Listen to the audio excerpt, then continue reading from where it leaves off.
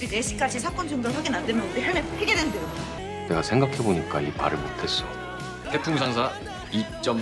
사무실 이전안 다시 돌아올게. 반드시.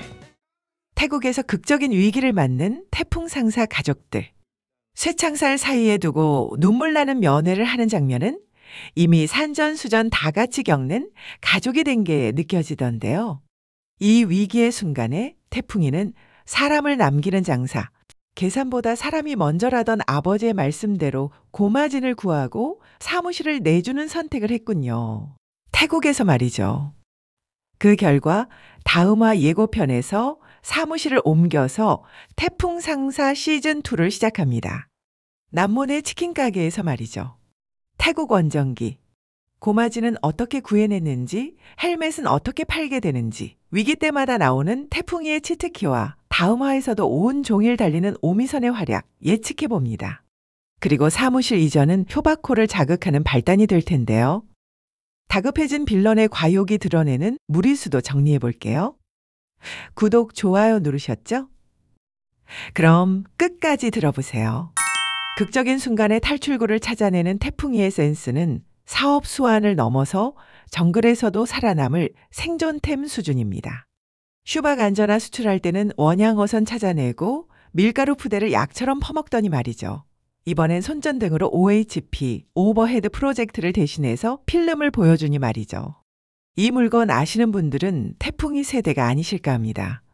암튼 이렇게 애쓰는 진심이 참작이 되었는지 고마지는 경범죄로 처벌받고 10만 바트, 300만 원 정도의 보석금을 내고 풀어나게 되는데요. 해보니까 이 말을 못해. 태풍이와 미선이가 좋아서 뛰는 장면, 정말 극적으로 보이네요.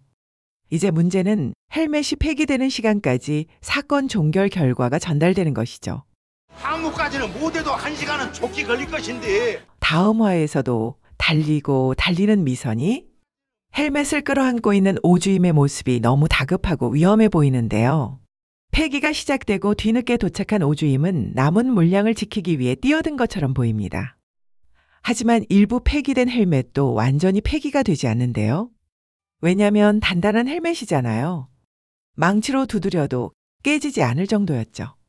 폐기되려던 물량도 부서지지 않자 현장 인부들이 의아해하면서도 감탄하지 않을까요?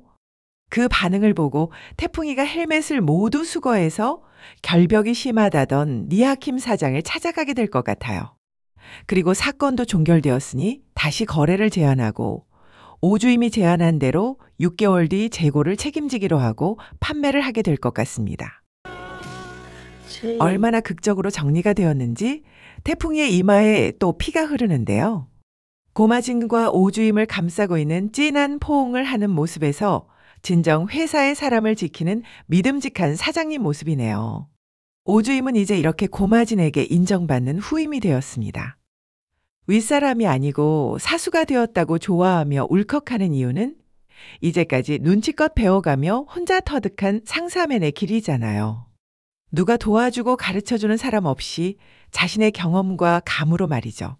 사장님조차도 찾아와서 장사할 수 있도록 가르쳐달라고 했던 오미선. 자신의 노력과 의지는 믿었겠지만 상사맨 과장 고마진이 인정해주는 것은 또 다른 감동일 수밖에 없습니다. 이렇게 태국 원정기는 니하킴의 딸과 이야기한 것처럼 기회의 가능성을 열어두며 일단락될 것 같습니다. IT 제품을 가져오라고도 했는데 실제로 2000년도만 되어도 반도체와 전자부품, 휴대폰과 디지털 장비들이 태국 수출품의 큰 주류를 이루었다고 하니 태풍 상사가 그 후로 발판을 제대로 만들어 성장했을 듯합니다. 하지만 지금 태풍 상사는 헬멧을 마무리하고 돌아와서 사무실을 정리합니다. 우리 회사 안 가요? 네, 회사 가는 거 맞는데 그 길로는 안 가요. 태풍 상사 2.0입니다. 고마진의 보석금 300만 원, 아마도 사무실을 내놓고 보증금 일부를 받아서 해결한 것 같거든요. 때마침 남모의 엄마가 날려버린 가게를 사무실로 임대해서 제2의 시작을 준비합니다. 나중에 사무실에서 재기에 성공한 태풍 상사는 태풍의 결심대로 원래 자리로 다시 돌아가게 되고 그 이후 이 가게는 남모에게 돌려줄 예정이네요. 이곳에서 태풍 상사의 모든 식구들이 다시 복직해서 다시 원팀이 되어 금이 환영을 할 것으로 기대됩니다. 근데 그것보다 더 중요한 복선이 보이는데요. 사무실을 이전한다는 것은 왠지 표바코와 관련된 사건이 풀려나갈 발단으로 느껴집니다. 사무실 이전하네. 왜냐면 표바코는 무언가를 찾는다고 했거든요. 그리고 사무실 그 장소를 자신에게 넘기라는 식으로 태풍이에게 겁박을 하기도 했고 말이죠. 표바코는 태풍 상사를 흡수해 합병시키는 것 아니면 태풍 상사를 완전하게 없애려는 것으로 보이는데 태풍 상사가 이대로 건재하면 표바코에게 위험한 수가 생기기 때문인 것이죠. 그리고 그 위험한 것의 정체는 사무실과 무관하지 않을 것 같은데요. 태풍 상사는 공교롭게도 일이 이렇게 되어서 어쩔 수 없이 이전을 하는 것이지만 이전 과정에서 태풍이는 표바코와 연관된 무언가를 찾지 않을까 합니다. 그것은 일종의 계약이나 서류, 증빙 서류 같은 것 아닐까요? 표바코가 간절히 찾던 것 말이죠.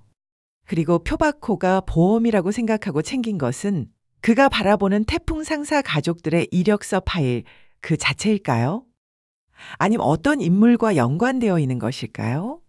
아직 구체적인 떡밥이 나오진 않았으나 분명한 것은 사무실 이전은 표바코를 긴장되고 흥분하게 만드는 계기가 되고 태풍 상사를 무너뜨리려는 본격적인 음모가 절정에 달하지 않을까 합니다.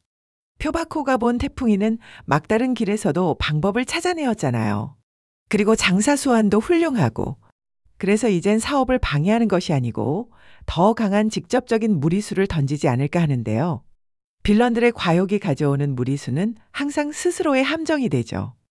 즉, 표바코의 무리수는 태풍이에게 오히려 더 큰 기회가 될 수 있을 겁니다. 그렇게 찾던 것을 태풍이 손에 쥐어주게 되는 결과가 기대되는데요. 그것이 태풍 상사의 직원들과 관련된 것인지 직원들의 이력서 파일을 들고 적어도 보험을 될 만한 것을 쥐었다고 말했었죠. 강 사장이 무언가를 숨겼다면 그것을 찾을 수 있는 비밀은 직원들 속에 숨어 있을 것 같습니다. 강 사장이 죽고 나서 금고의 비밀번호를 오미선이 맞춘 것처럼 무언가를 풀 수 있는 열쇠 또는 비밀번호에 해당하는 것이 직원들 속에 있을 것 같은데요. 강 사장이 말하는 사람을 얻는다는 것은 훨씬 크고 깊은 의미가 있어 보입니다. 표바코처럼 돈 외엔 사람은 그저 수단밖에 안 되는 사람에게는 보이지 않는 것일 테고요. 그것이 무엇인지 표현준에게도 말하지 못하는 것은 당당하지 못한 생각보다 더 비열한 짓이기 때문이겠죠. 그러니 죽어가는 사람에게 찾아와서 닥달할 정도인 거죠. 이제 드라마의 절정에 다다를 시기가 왔는데요. 속 시원한 표바코의 패배는 물론 강 사장의 숨겨진 유산, 그가 남긴 것은 태풍이에겐 분명 위대하고 소중한 것일 겁니다. 기대되는 10화 재밌게 시청하시고 나머지 이야기 함께 풀어가 보실게요. 드라마의 인사이트는 D드랍. 구독, 좋아요는 항상 감사합니다.